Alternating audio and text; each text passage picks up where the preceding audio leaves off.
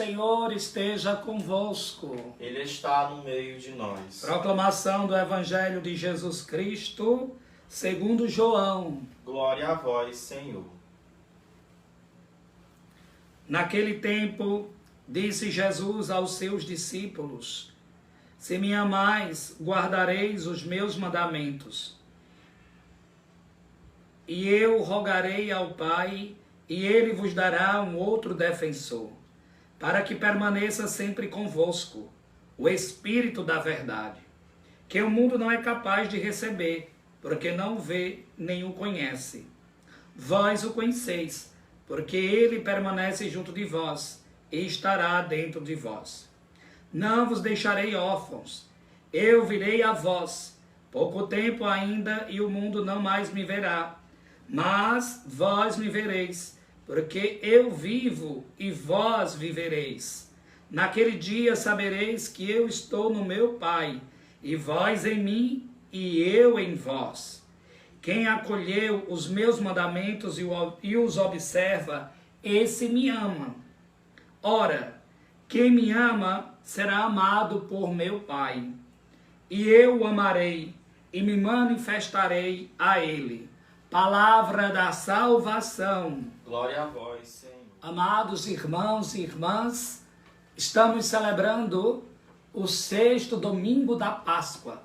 E Jesus, como grande pedagogo, catequista, vai educando os discípulos. Tem uma conversa íntima com os discípulos, uma conversa de amigo, e fala ao coração dos discípulos, e fala com amor, e revela tudo o que o Pai o revelou.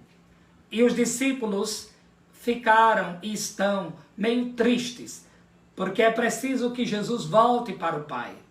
Mas hoje Deus coloca para eles que não precisam ficar tristes, não precisam ficar preocupados, porque Ele não estará distante e não desamparará aos discípulos. Nós podemos perceber no Evangelho de São João 3 pontos principais. Primeiro, ele nos mostra o comportamento a ser seguido, o caminho que nos leva à vida. Como daqui para frente os discípulos que tiveram na presença de Jesus vão se comportar.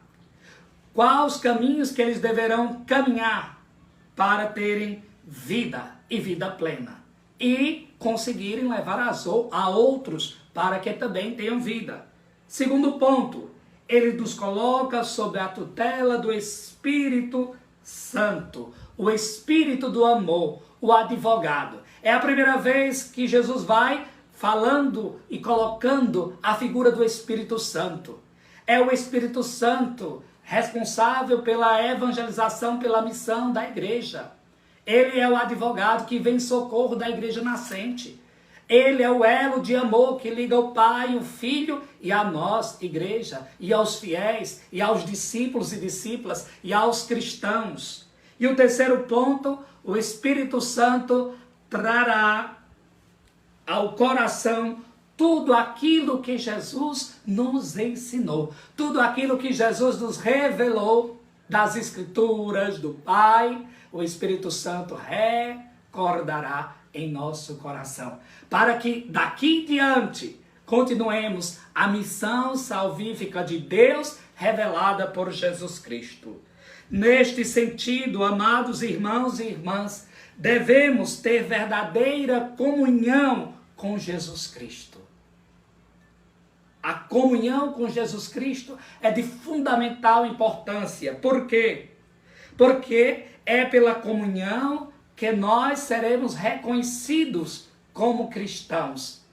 Ninguém vê o Pai, mas Jesus nos revelou o Pai. Jesus volta ao Pai, ninguém vai ver Jesus, mas o mundo, a sociedade nos verá. E nós que estaremos em comunhão com Jesus, revelaremos Jesus ao mundo. Continuaremos sendo presença do Cristo ressuscitado. Um verdadeiro discípulo e cristão a condição para saber se você, se eu, se nós somos verdadeiramente cristãos e discípulos de Jesus, que amamos a Jesus, é o mútuo amor dentro da comunidade e fora dela. Essa é a característica principal, esse é o distintivo do cristão, o amor. Mas no amor, não só a minha comunidade, o amor não só aqueles que eu gosto e pronto, mas o amor dentro da comunidade e fora da comunidade. Quando o discípulo ama verdadeiramente, ele faz Deus presente. É através do amor, amor a Deus, amor a nós mesmos e principalmente amor ao próximo, que nós fazemos Deus presente no mundo de hoje. É através do amor. Todo e qualquer sinal de amor é manifestação de Deus. Porque Deus é amor. Seremos epifania de Deus no mundo de hoje, na sociedade que vivemos, com esta pandemia. Seremos manifestação de Deus. Como, Padre? Pelo amor. Ah, Padre, mas eu não posso sair de casa, eu estou isolado. É na sua casa, comece daí mesmo, na igreja doméstica. É da sua casa para o mundo, nas redes sociais. Clicando, compartilhando, dando testemunho, colocando comentários. Nós temos vários meios para continuarmos evangelizando. Aquele que se deixa guiar pelo Espírito Santo, iluminar-se pelo Espírito Santo, nós não temos paredes, nós não temos obstáculos. Por quê? Porque o Evangelho não para, ele se propaga de diferentes modos, de diferentes maneiras. O Pai se manifesta ao mundo por meio do cristão que ama Jesus Cristo. Então Deus, ele se manifesta ao mundo por meio dos cristãos que amam a Jesus. O amor é o elo de comunhão. Os discípulos aprenderam que eles são, a partir do seu agir, a partir de como a comunidade vivia no amor fraterno, nas orações, na fração do pão, eles são presença real do Cristo ressuscitado. Também nós devemos tomar essa consciência. Como batizados, cristãos, cristãs, somos hoje sinal da presença do Cristo ressuscitado no mundo de hoje. Para manifestar o amor de Deus no mundo, na sociedade, o cristão deverá estar preparado para lutar contra os obstáculos, contra o mal. Sim, por quê? Porque o mal não fica feliz quando vê que nós estamos sendo presença do amor de Deus. Quando nós estamos sendo presença do amor de Deus no mundo de hoje, em meio a tantas dificuldades, a tantos inversão de valores. Essa preparação para essa grande missão, para enfrentar o mal, para enfrentar os obstáculos, as dificuldades diárias, para enfrentar este coronavírus, se dá por meio da acolhida do Espírito Santo. É o Espírito Santo sendo acolhido por nós que nos ajudará, que nos dará força, que nos impulsionará para a frente, para lutarmos, para não desistirmos, para não fraquejarmos, para não ficar no meio do caminho, mas para continuarmos a caminhada. Porque há muitos mar vermelhos para que passemos a pé enxuto. O mundo verá que o amor de Deus e da comunidade é mais forte do que a morte. Este é o grande testemunho. Ah, Padre, mas eu não estou indo para a minha comunidade porque eu estou em casa, estou proibido. E aí começa a xingar fulano, beltrano. Sua comunidade primeiro é sua casa. Sua comunidade primeiro é sua família. é a igreja doméstica. Quantas vezes e qual foi o tempo antes desta pandemia do isolamento social que você parou para rezar com sua família? Que você parou para ler a palavra com sua família? É bem verdade, amado irmão, amada irmã, que há muito tempo os nossos olhos não se cruzam com os olhos dos membros de nossa família. Sempre na desculpa que não há tempo. É uma correria. Às vezes nem sentamos mais à mesa, porque os tempos, o corre-corre, os horários não batem. Agora não tem desculpa. Há males que vêm para bem. Deus proporcionou este tempo para nós, diante de um tempo tão difícil, tão triste.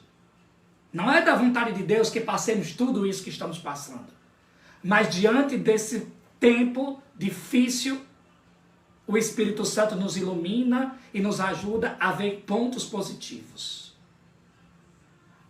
O amor de Deus se dá e se revelará ao mundo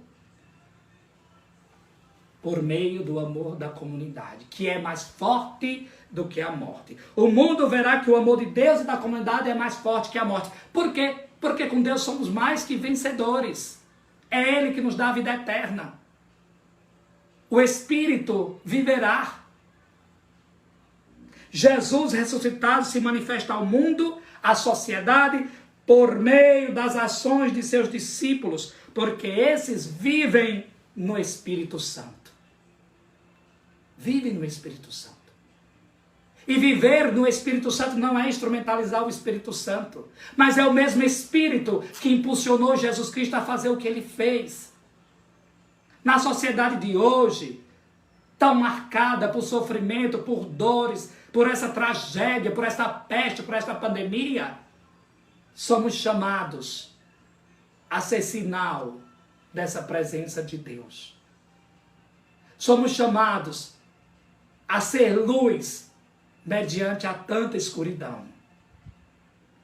E é nessa perspectiva, sabendo da missão revelada pelo amigo Jesus, no Evangelho de João, que é a primeira leitura e a segunda leitura, a primeira leitura da carta, na verdade, do livro dos Apóstolos, né? O Atos dos Apóstolos, a primeira leitura, e a segunda leitura da carta de São Pedro, vai mostrar para nós que a evangelização se propaga a partir de Jerusalém. E que a igreja vai continuando, se erguendo, né, como família de Deus. E Deus continua presente na igreja, através do Espírito Santo, que mesmo depois que Jesus volta ao Pai, permanece na igreja. Nós vemos na leitura o gesto bonito da imposição das mãos, da descida do Espírito Santo. Hoje, nós poderíamos, ao terminar da missa, pedir, né, impor nossas mãos, não precisa tocar não, vamos com cautela, mas impõe as suas mãos sobre os seus entes queridos e peça o Espírito Santo.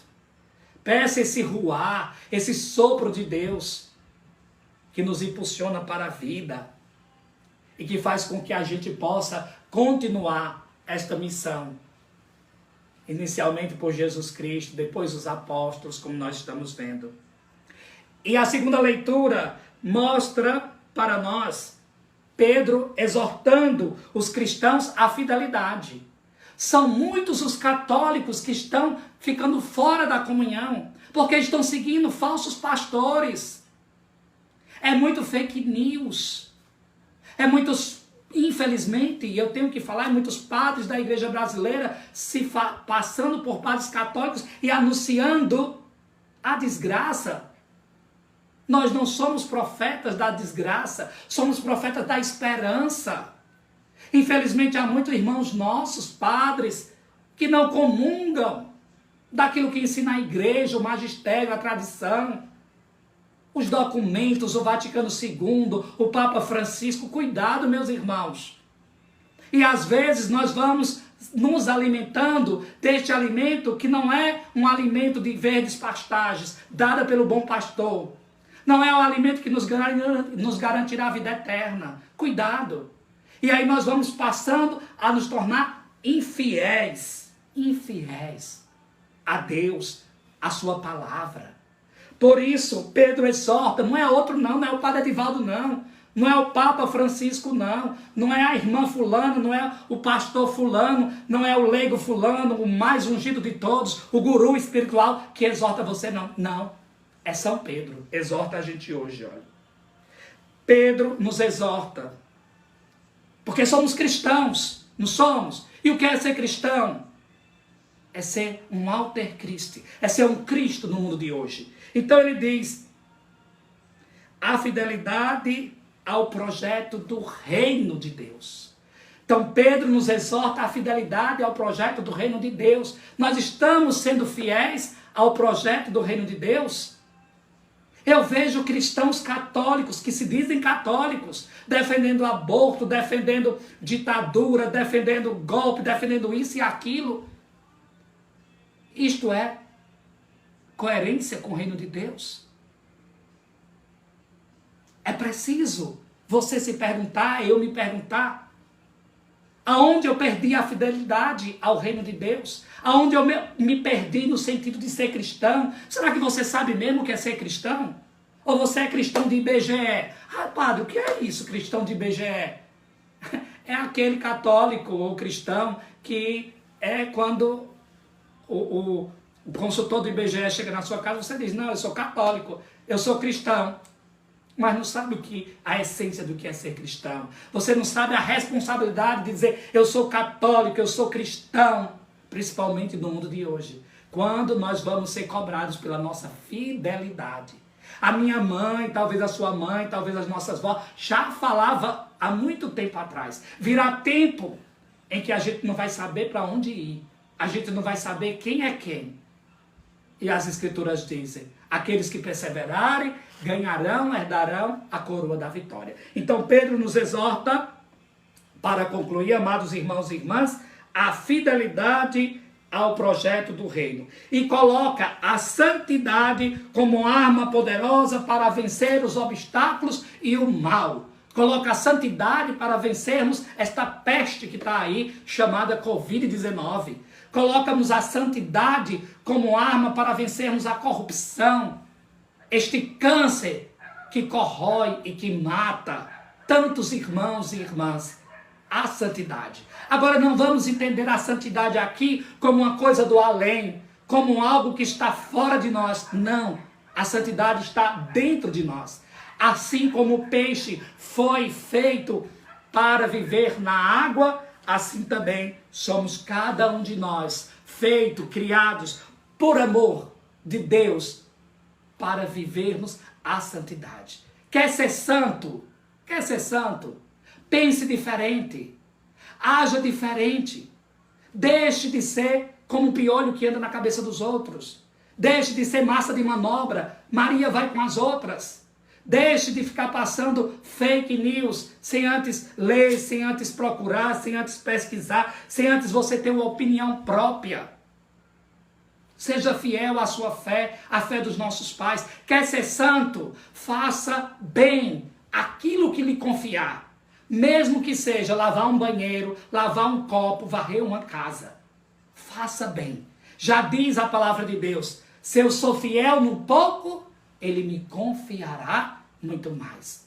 Então, pensando assim, nós vamos percebendo que santidade não é perfeição no sentido do imetro, não é? Perfeito aqui, pá, deu o selo, né? O comprovante de perfeição. Não. Os santos não foram perfeitos, buscaram fazer a vontade de Deus. Isso é ser santo, isso é buscar a santidade, é deixar a nossa vontade, que muitas vezes marcada pelo pecado, pelo egoísmo, e fazermos a vontade de Deus. É pela santidade, essa arma poderosa, que nós vamos vencer todos os males que abate a nossa casa, que abate nossa família, abate o nosso país, o nosso Brasil.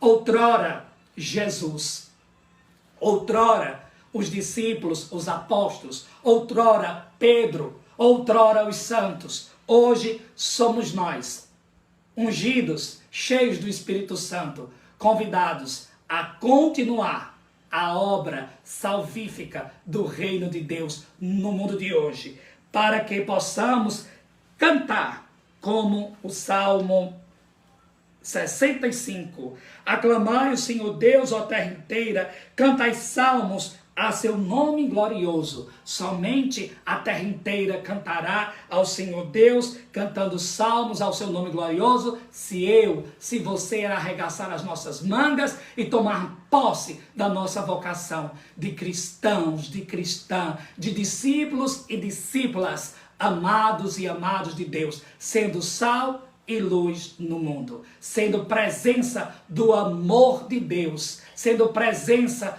atuante deste Deus que não está morto, mas está ressuscitado. Louvado seja nosso Senhor Jesus Cristo.